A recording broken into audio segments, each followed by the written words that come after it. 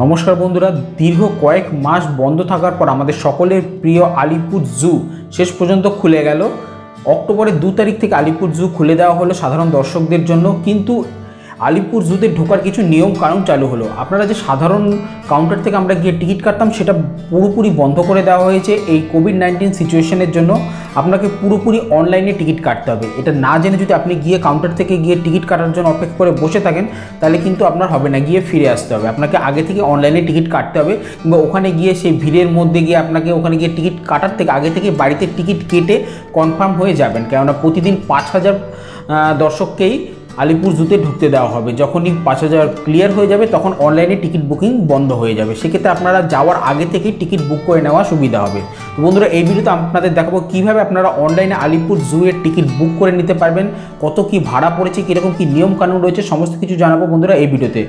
আর বন্ধুরা, আপনাদের জানিয়ে দিই আমরা গত সপ্তাহে ভিডিও দিতে পারিনি, কারণ আমার যে কম্পিউটারটা আছে সেটা খারাপ হয়ে গেছিলো। তো শেষ পর্যন্ত আমি একটা নতুন এডিটিং এবং গেমিং RGB কম্পিউটার কিনেছি। আপনাদের ভালোবাসা সাপোর্টের ফলে এরকম হাই এন্ড পিসি আমরা কিনতে পারলাম। আপনি এভাবেই ভালোবাসা এবং সাপোর্ট বজায় রাখবেন, যাতে আমরা এভাবে আপনাদের সাথে নিত্য নতুন কন্টেন্ট দিতে পারি।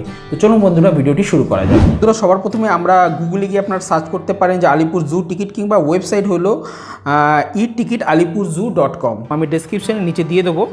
এই ওয়েবসাইট আসার পর আপনারা সবার প্রথম দেখতে পাচ্ছেন ভিজিটিং ডেট আছে। তো আজকে 3 তারিখ অক্টোবরের, 2 তারিখ থেকে স্টার্ট হয়ে গেছে। তখন 3 থেকে 10 তারিখ পর্যন্ত আছে, অর্থাৎ আপনারা অ্যাডভান্স 1 সপ্তাহের টিকিট আপনারা কেটে রাখতে পারেন আগে থেকে। তো আমরা আজকের ডেটটাই দেখবো। আজকের 3 তারিখ, অলরেডি দুপুর 12টা বেজে গেছে।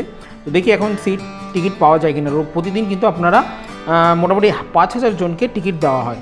তো আমরা অ্যাভাব 5 ইয়ার্স 30 টাকা ভাড়া, 30 টাকার টিকিট প্রাইস হলো অ্যাভাব 5 ইয়ার্স। তো একজন আমরা ধরুন আমি একা যাব, তো নাম্বার অফ চাইল্ড ধরুন কেউ নেই।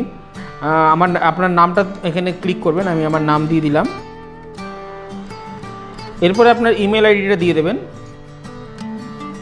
মোবাইল নাম্বার, আপনার যে মোবাইল নাম্বার আছে সেই মোবাইল নাম্বারটা দিয়ে দেবেন। এরপরে দেখুন বন্ধুরা, ভিডিও ফটোগ্রাফি আছে। অনেকে ভিডিও ফটোগ্রাফির জন্য দরকার পড়ে, জু দরকার পড়ে শুটিংয়ের জন্য, তাদের জন্য। হ্যাঁ, নর্মাল যারা আমরা মোবাইলে যারা করছেন কিংবা ক্যামেরা নিয়ে করছেন তাদের কোনো সমস্যা নেই। তো এরপর দেখুন নিচে কিছু নিয়মকানুনগুলো দেওয়া আছে, কোনো 9টা থেকে খোলে, 4:30 অবধি খোলা থাকে, এরকম ব্যাপারগুলো আছে। যাই হোক, এখানে দেখুন তারপর লেখা আছে বুক টিকিট। বুক টিকিট নাওতে আমরা ক্লিক করে দেবো। দেখুন একজনের জন্য, অ্যাডাল্টের জন্য 30 টাকা পড়ছে, আর একজন যদি 5 বছরের কম হয় তাদের জন্য 10 টাকা। ঠিক আছে, যেহেতু একজনের 30 টাকা, তারপর অ্যাকসেপ্ট টার্মস অ্যান্ড কন্ডিশনে ক্লিক করে আমরা পে নাও করব। দেখি বন্ধুরা পের জন্য কী কী অপশান আছে। তো বন্ধুরা, আমরা দেখতে পাচ্ছি পেমেন্টের জন্য সমস্ত অপশান আছে। Save card details, credit card, debit card with ATM pin, net banking, UPI and wallet. তো আজকাল সব থেকে সোজা হলো UPI আইডি। তো UPI দিয়ে আপনারা পেমেন্ট করতে পারেন ডাইরেক্ট। আপনার পেমেন্ট ব্যাঙ্ক থেকে কেটে 30 টাকা কেটে নেবে এবং আপনার ইমেল আইডিতে আপনার কিন্তু টিকিট চলে আসবে। সেই টিকিটের বারকোড স্ক্যান দেখিয়ে আপনারা কিন্তু ডাইরেক্ট আপনারা কিন্তু আলিপুরে ঢুকতে পারবেন।